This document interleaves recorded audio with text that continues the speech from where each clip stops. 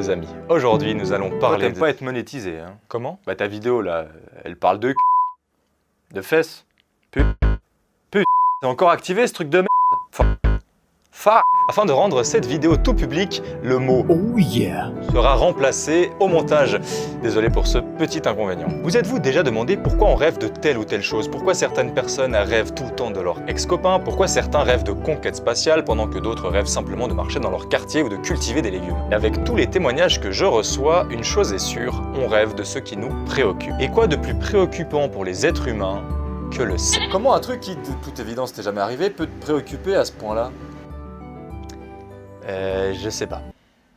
Je sais pas. Ce que je sais par contre, c'est que des études ont été menées sur des animaux pour savoir si eux aussi, ils rêvaient de ça. Il faut savoir que les chats, par exemple, sont très utilisés pour les expériences sur le rêve, car nous sommes capables de neutraliser la partie de leur cerveau qui les paralyse pendant leur sommeil, ce qui fait qu'on arrive à voir de quoi ils rêvent grâce à leurs mouvements. On aime bien triturer les choses, hein, nous les Genre humains. les chattes. Ah bah, celui-là j'ai pu le dire. Du coup, on a remarqué que les chats rêvaient très peu Oh yeah plutôt de se faire courir après ou de chasse. Leur quotidien, mais je dirais même des choses qui, eux, les préoccupent vraiment. Parce que la différence fondamentale entre eux et nous, finalement, à ce niveau-là, c'est que eux, ils n'ont pas besoin de se poser autant de questions que nous. Vous avez déjà vu votre chat se regarder devant le miroir et se dire « Oh, je suis beaucoup trop moche, j'aurai jamais son snap ?» Non. Il fonce, et s'il se prend un râteau, il oublie très vite. Je dirais même qu'il s'en fout, un peu comme ce pote qu'on a tous qui force un peu trop, mais que ça n'empêche pas de choper. Ces gens-là ne sont pas des forceurs, ces gens-là sont des félins.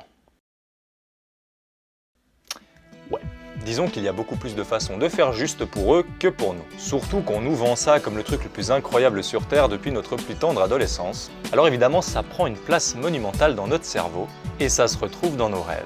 D'ailleurs, l'écrasante majorité des gens qui apprennent à contrôler leurs rêves vont passer la plupart du temps à faire ce genre de choses dans leur premier rêve lucide. C'est comme ça que l'on appelle les rêves pendant lesquels nous prenons conscience que nous sommes en train de rêver, pouvant ainsi prendre le contrôle sur le rêve. Ils rêvent donc de ça, ou alors de s'envoler pour la plupart du temps, ce qui montre un réel besoin de liberté. On retourne finalement à ce qui nous préoccupe le plus.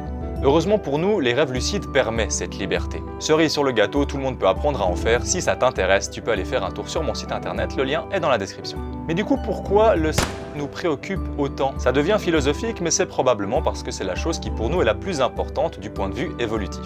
Et en même temps, pour beaucoup d'entre nous, la plus compliquée, du point de vue social. D'ailleurs, si vous ne rêvez jamais de ça, c'est que contrairement à beaucoup de monde, vous ne vous prenez pas autant la tête que ça sur ce sujet. Soit parce que pour vous, c'est facile, ou alors parce que vous avez simplement d'autres priorités. Bon, mon éclairage m'a lâché, donc vous avez remarqué une petite différence. Ne m'en tenez pas rigueur, s'il vous plaît. Vous serez gentil. Zen attitude. En fait, les études ont montré que 80% des hommes et 70% des femmes rêvaient régulièrement de...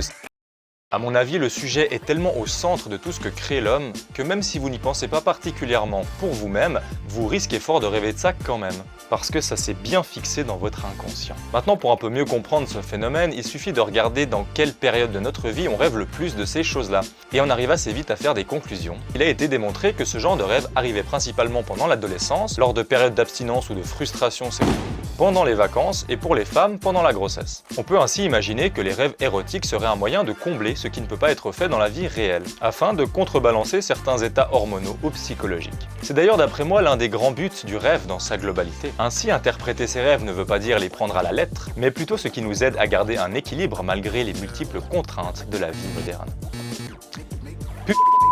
C'est l'histoire d'un homme qui n'avait plus d'électricité. Ainsi qu'il devint dresseur de Pokémon, qu'il chercha un Pikachu, qu'il fut enrôlé dans la Team Rocket, et qu'il se fut renommé James. Elle est pétée! Il est pété. Nous finirons cette vidéo la tête à moitié dans l'ombre. On dirait un personnage de l'Akatsuki. Est-ce que vous pouvez me donner un nom d'Akatsuki dans les commentaires, s'il vous plaît? Mais il existe encore une situation dont nous n'avons pas parlé, qui sont les rêves récurrents. Les rêves où nous allons rêver plusieurs fois de la même personne, où nous allons rêver de la même personne pendant plusieurs nuits. Et là, il se peut que ce soit plus une histoire de manque, d'envie ou de pensée obsessionnelle pour elle. Auquel cas, soit vous allez lui parler, soit vous acceptez de ne pas le faire. Mais c'est à mon sens un très bon indicateur de ce qui se passe dans votre tête pour cette personne. Je sais personnellement que je rêve souvent d'une même personne quand je cesse soudainement de la voir. Et je pense bien que c'est soit parce que cette personne me manque, soit parce que mon cerveau a d'une certaine façon besoin de faire son deuil. Et je pense que c'est une très bonne chose, même si c'est parfois douloureux, soyons reconnaissants d'avoir ce pouvoir. Si ces sujets t'intéressent et que tu as envie de creuser plus loin pour approfondir comment tu peux utiliser les rêves pour améliorer ta vie et apprendre à mieux te connaître, je t'invite à cliquer sur le second lien dans la description qui te donnera accès à cet e-book. Il est le fruit de tout ce que j'ai appris sur les rêves lucides et le développement personnel. C'est une mine d'or d'informations pour les passionnés de rêve et de spiritualité. N'hésite pas à aller faire un tour. Sur ce, j'espère que vous rêvez également de plein d'autres choses et qu'elles sont positives. Je vous dis à la prochaine, c'était l'Ermite. Ciao.